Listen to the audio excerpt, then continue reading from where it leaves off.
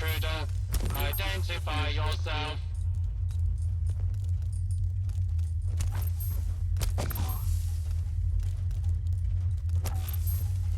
All clear.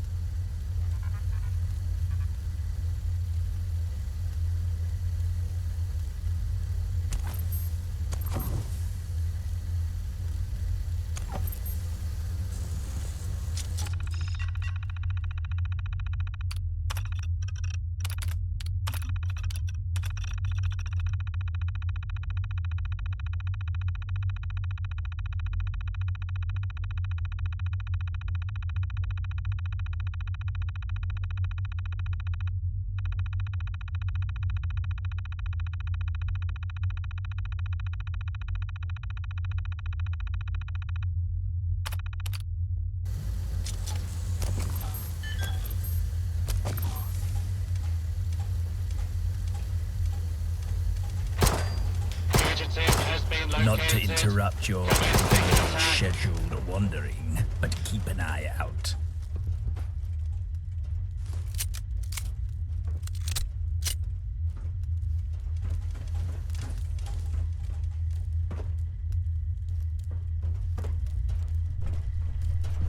Engaging hostile target. Perhaps this is a sign to retrieve our souls. Maybe we should take this as a chance to escape.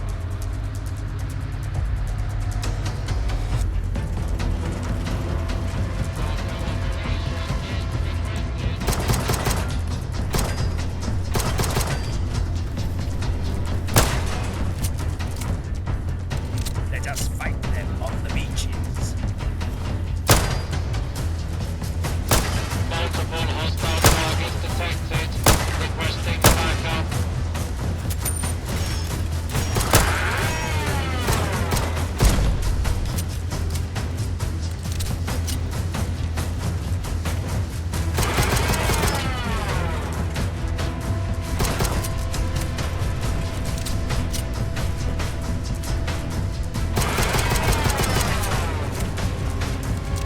Continued resistance.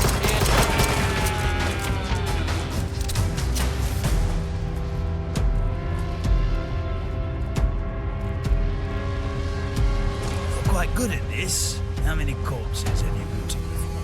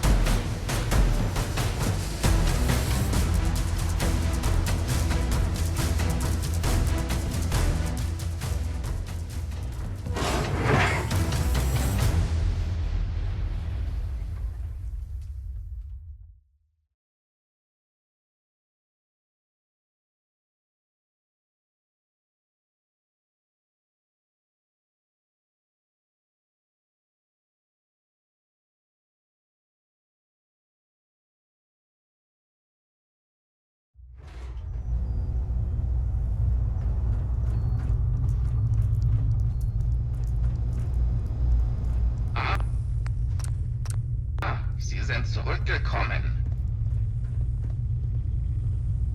Bitte, meine Herren, lasst den Mann arbeiten. Können Sie ihn zum richtigen Anschluss bringen? Of course, Immanuel. He's keen for you to get started as soon as possible.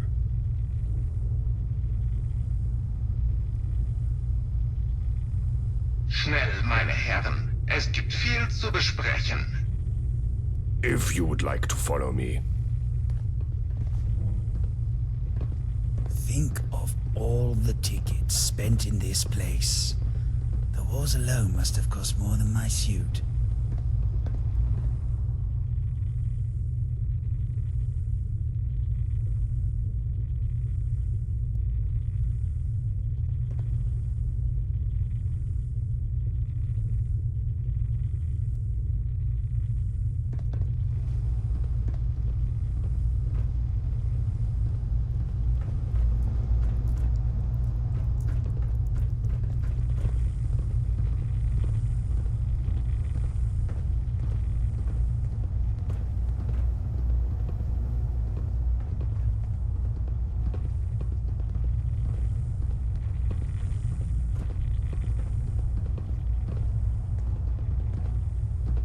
Okay. Now, if you can hand me the module, I can install it. Thank you. Okay, Immanuel. Can you say something? Not what to say. Thoughts without content are empty. Intuitions without concepts are blind. Excellent. Now we can all enjoy the fun. Morality is not properly the doctrine of how we may make ourselves happy, but how we may make ourselves worthy of happiness. Do you have any questions for the great philosopher Immanuel Kant?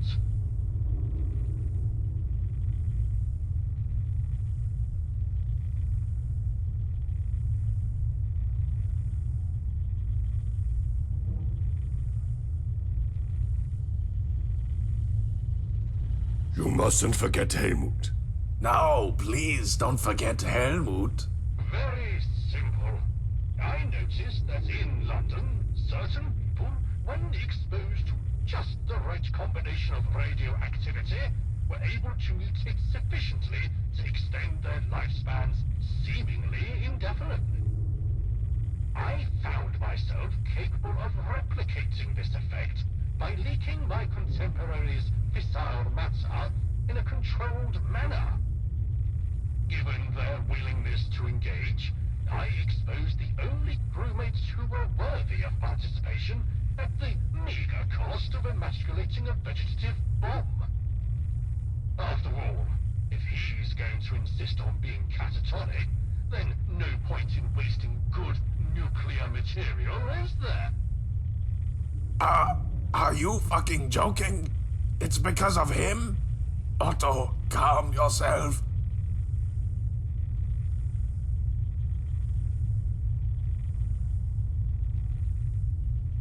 It's all very simple.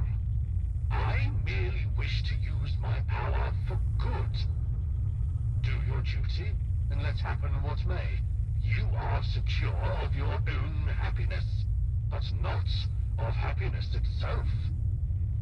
Morality is not the doctrine of how we may make ourselves happy, but how we may make ourselves worthy of happiness. Therefore, I am obligated to carry out my sacred duty.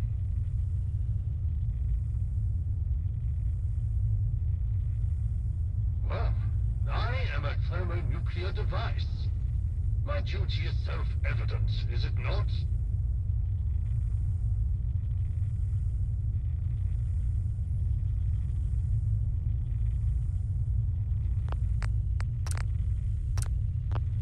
This is technically correct, but with one sizable caveat.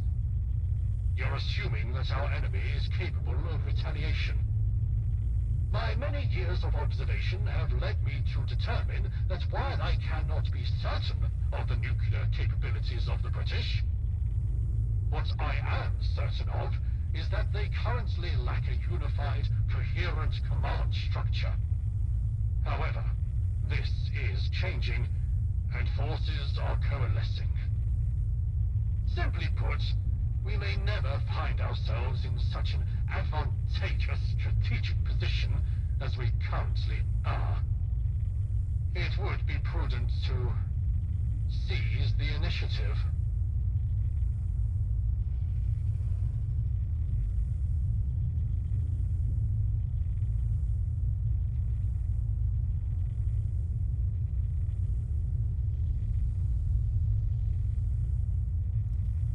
To question life's most fundamental questions is to be a philosopher.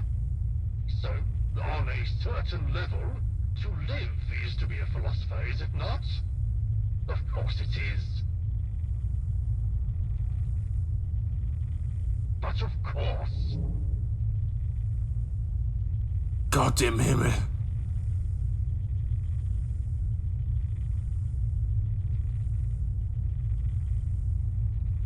Treat humanity, whether in your own person or in that of any other, in every case as an end with all, never as means only.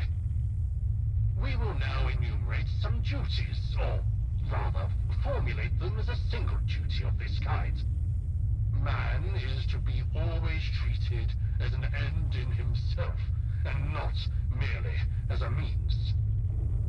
Every rational being exists as an end in himself, and not merely as a means to be arbitrarily used by this or that will.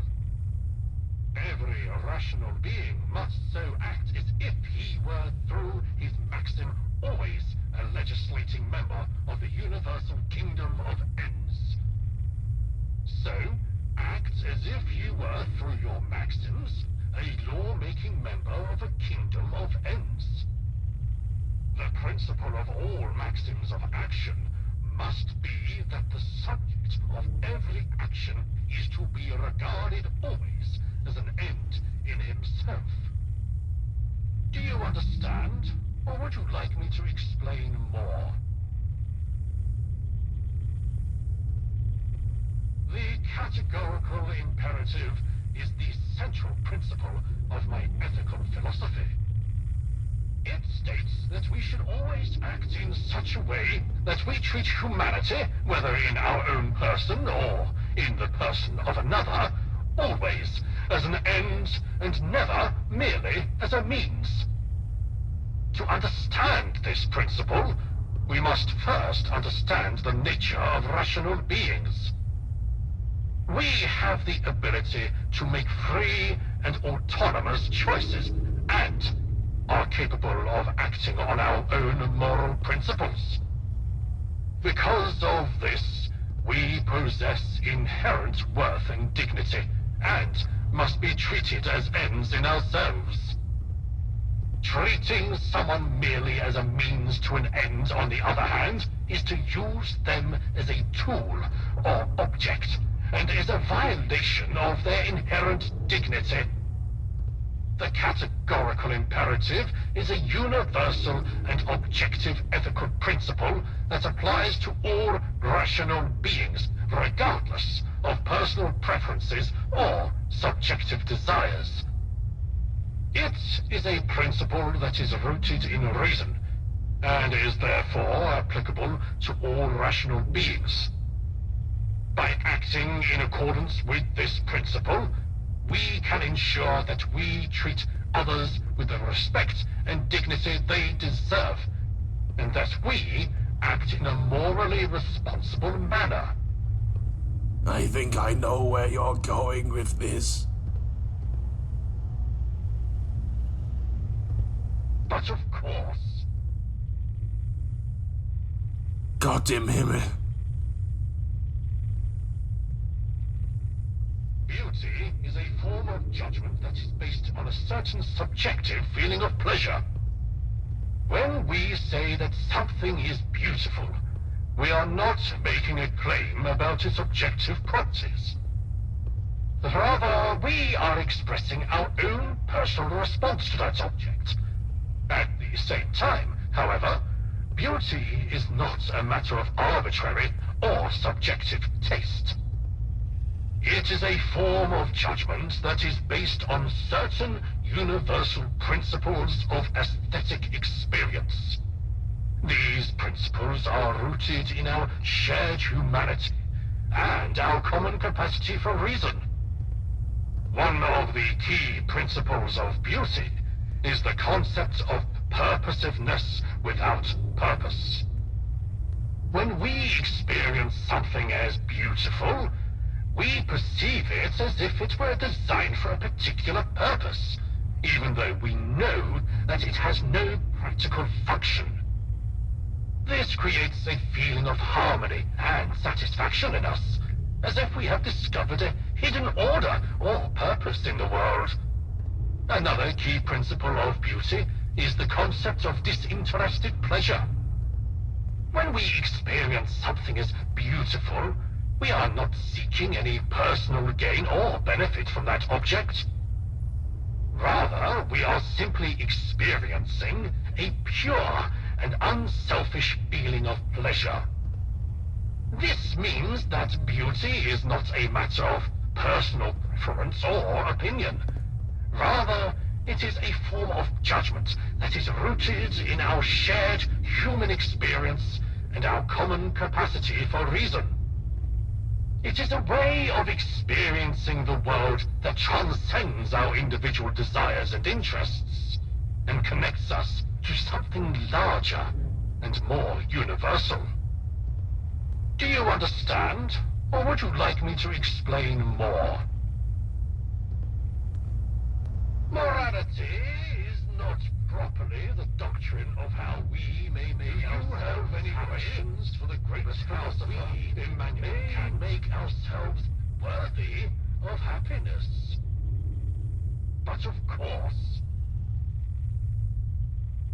Gott im Himmel. beauty, it is a one of when we rather this do you beauty is a subjective experience that is based on a certain feeling of pleasure that arises when we encounter an object that we perceive to be beautiful. This feeling of pleasure is not based on any practical utility or usefulness of the object, but rather on the way in which it is perceived and experienced. However, the experience of beauty is not entirely subjective, as there are certain universal principles of aesthetic experience that are rooted in our shared humanity and our common capacity for reason. For instance, we perceive something as beautiful when it exhibits a certain harmony or order, as if it were designed for a particular purpose or function, even though we know that it has no practical function. Another important aspect of the experience of beauty is the concept of disinterested pleasure. When we perceive something as beautiful, we are not seeking any personal gain or benefit from it. Rather, we experience a pure and unselfish feeling of pleasure that is not based on our own interests or desires. This is important because it allows us to connect with something larger and more universal than ourselves. The experience of beauty transcends our individual preferences and desires and allows us to appreciate something for its own sake rather than what it can do for us. Therefore, the experience of beauty is both subjective and objective, personal and universal. It is a form of judgment that is based on our own individual feelings, but that is also rooted in certain universal principles of aesthetic experience that are based on our common humanity and our capacity for reason.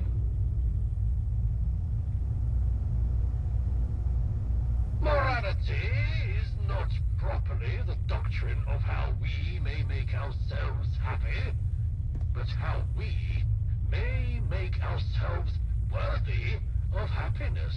Do you have any questions for the great philosopher Immanuel Kant? But of course. Gott im Himmel. The concept of existence is not a predicate that can be added to a thing. When we say that something exists, we are not adding anything to our concept of that thing.